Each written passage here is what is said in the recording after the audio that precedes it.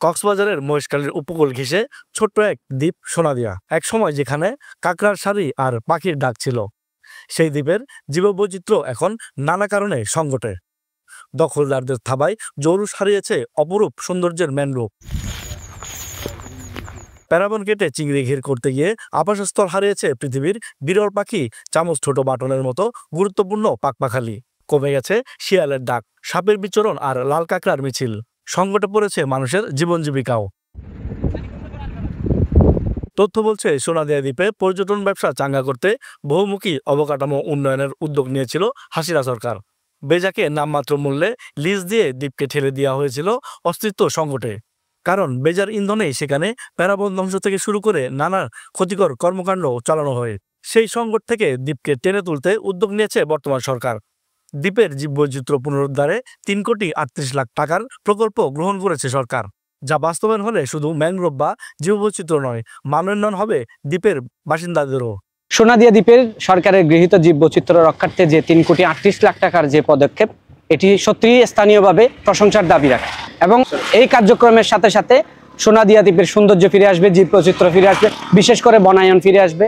জীববৈচিত্র্যের আধার হচ্ছে সোনাদিয়া। তবে একসময় এই জায়গাটাতে একটি ইসাবেলা ফাউন্ডেশন দিয়ে একজন তৎকালীন সময়ের একজন কর্মকর্তা এটা দখলদারিত্বের মধ্যে নিয়ে গিয়েছিল এবং প্রস্তাব দিয়েছিল।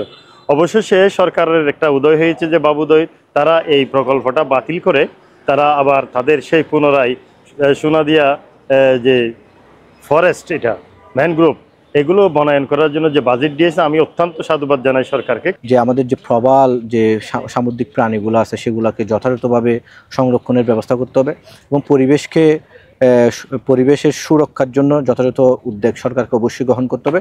কারণ আমরা জানি বাংলাদেশ একটি জনবহুল রাষ্ট্র, তার মধ্যে আমরা বিভিন্ন সমস্যার ক্লাইমেট জনিত বিভিন্ন সমস্যার মধ্যে সম্মুখীন হচ্ছি, বিভিন্ন রকম দুর্যোগের সম্মুখীন হচ্ছি, যা থেকে একমাত্র আমাদেরকে এই পরিবেশ সুরক্ষায় আমাদেরকে পরিত্রাণ দিতে পারে বলে আমি মনে করি। প্রকল্পের আওতায় কি করা হবে তা জানালেন পরিবেশ অধিদপ্তর। ইসি এলাকাগুলো কিভাবে রক্ষা করা যায় সেই বিষয়ে আসলে ট্রেনিং প্রদান করা হবে, কিভাবে আমরা টেকনোলজির মাধ্যমে এটা আসলে আরো ভালোভাবে বাস্তবায়ন করতে পারি, সেটা হচ্ছে প্রকল্পের একটা অংশ। প্রকল্পের আরো কিছু অংশ রয়েছে, সেটা হচ্ছে গিয়ে সোনাদিয়া দ্বীপের মধ্যে ফরেস্টেশন করা, যেসব জায়গাগুলো ডিফরেস্টেশন হয়েছে বা খালি জায়গাগুলো রয়েছে সেই সব জায়গাগুলোতে ফরেস্টেশন করা, সেটা হচ্ছে গিয়ে বন অধিদপ্তরের পার্ট থেকে প্রকল্পের মাধ্যমে এটা বাস্তবায়ন করবে।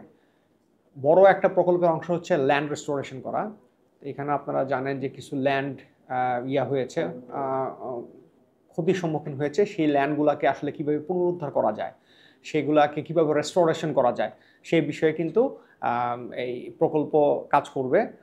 সরকারের এই দপ্তর থেকে জানানো হয়, প্রকল্পের আওতায় সোনাদিয়া দ্বীপে অবৈধ দখলদারদের উচ্ছেদ করে জমি দখলমুক্ত করা, খালের মুখ ও শাখা পোশাকার বাঁধ অপসারণ করে পানি প্রবাহ সুগম করা, বালিয়াড়ি পুনরুদ্ধার, সৈকত সংরক্ষণ এবং ম্যানগ্রোভ ও নন ম্যানগ্রোভ গাছের চারা রোপণ করা। এছাড়াও দ্বীপের পরিবেশ পুনরুদ্ধারে দীর্ঘমেয়াদী পরিকল্পনা গ্রহণ করা হবে। কক্সবাজার শহর থেকে ১২ কিলোমিটার দূরে বঙ্গোপসাগরের মোহনায় ছোট্ট দ্বীপ সোনাদিয়া। ম্যানগ্রোভ ও উপকূলীয় বনের সমন্বয়ে গঠিত দ্বীপটির আয়তন ৯ বর্গ কিলোমিটার। দ্বীপের উত্তর পূর্ব দিকে প্যারাবন, পশ্চিম, দক্ষিণ ও পূর্ব দিকে সমুদ্র সৈকত। সোনাদিয়ার পরিবেশ বাঁচাতে সরকারের এই পদক্ষেপকে সাধুবাদ জানিয়েছেন কক্সবাজারের সচেতন মহল। আরুস ফারুক, পেনোয়া নিউজ।